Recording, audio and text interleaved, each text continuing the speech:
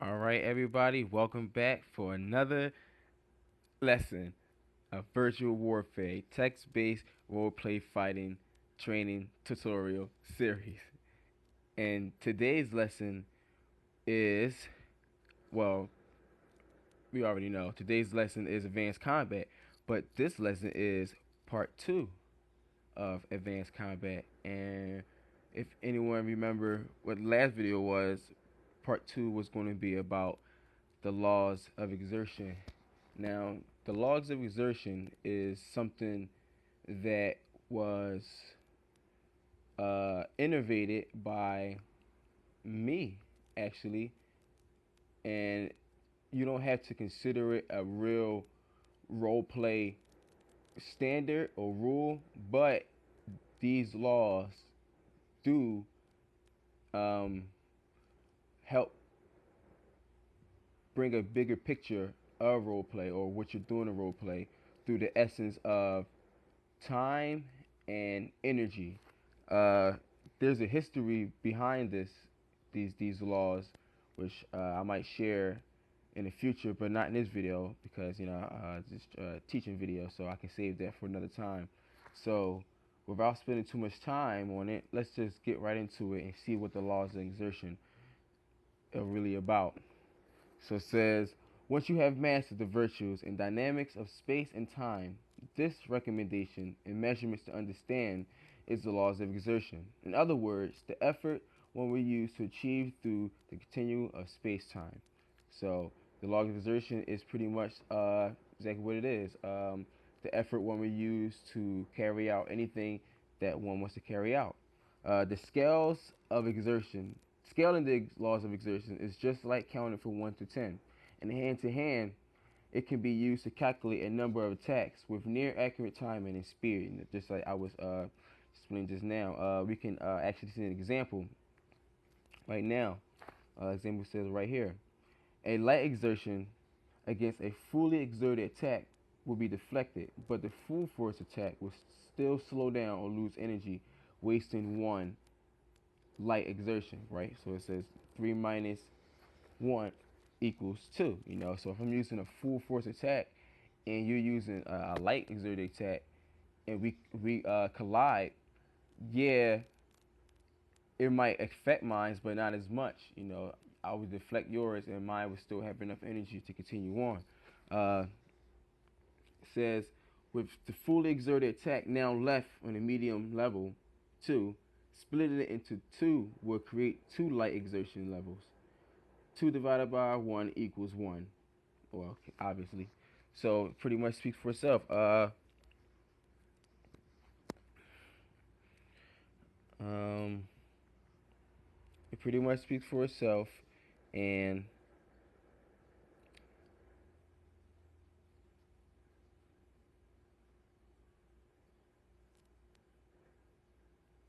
so you so you're using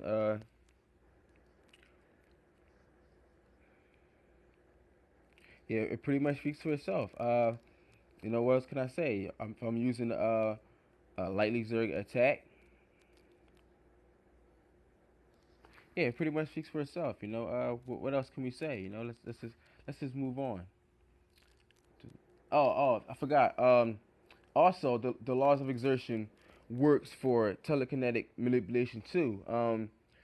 So we can read the example right now, so we can get that quicker. Uh, the laws of exertion in telekinetic manipulation is understood in the same way to use and create attacks and defenses 10 times the regular or neutral level, similar to the hand-to-hand example. Since the levels of exertion can be scaled in numerous ways, this manual will only be given the main three: light, medium, and full. There are sub-levels. There are sub-levels. There are sub-levels. Oh, I'm sorry about that. There are sub-levels of levels in between. Sorry about the error, but that is in the quantum series in virtual warfare. So pretty much it's saying there's like sub levels can be anything between light, medium, full. So it could be like think about boxing. We got lightweight, middleweight, and we got heavyweight. But there's other weights in between and down the line, like welterweight. We got featherweight. We got middle heavyweight. Stuff like that. So you can actually use those types of understanding to uh, show how much effort you're using. But that's something that takes a lot of effort, to do. So that's something you would learn later down in the road. But let's just get right into the laws and see what the three laws of exertion are really about. All right, the first law of exertion, if you don't mind calling them laws, because they are laws. The first law of exertion is the light exertion. All right, and the light exertion is the least amount of effort you can use. So let's just read the example. At this level, very little to no energy is used, a level where the least amount of power is produced. In hand to hand, it's good to create feints and deflect attacks with an easier opportunity to counter. So for example, like jabs or just little smacks here and there to get your way around the opponent. But in telekinetic manipulation, it can enable quicker focuses for weaker but faster results. For example, say I'm using a light exertion, but I'm using it in a light way. So I want to manipulate fire, but I'm not putting all my effort into it. Just a little bit enough to where I can create fire and do whatever I want with it. I don't have to create a massive fireball. I can create enough. I mean, that don't take a lot of effort, so I can use that. So that's what the light exertion is. The next one is the medium exertion, which pretty much speaks for itself. It's the exertion in the middle. On this level, just enough energy is used to execute a mutual action or procedure.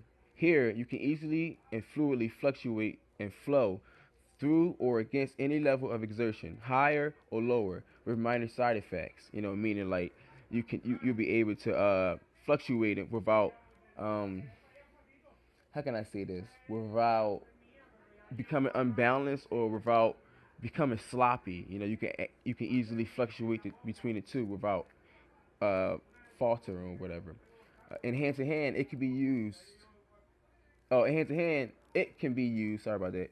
To create more important damages or used to absorb heavy damages, with just minor or to no injury. So yeah, example right here. Oh, I'm sorry. So this is what the example say. Blocking a medium punch using an arm block with a medium resistance exerted. So you punching with a medium force, I'm blocking with a medium resistance. We equal. It cancels it out.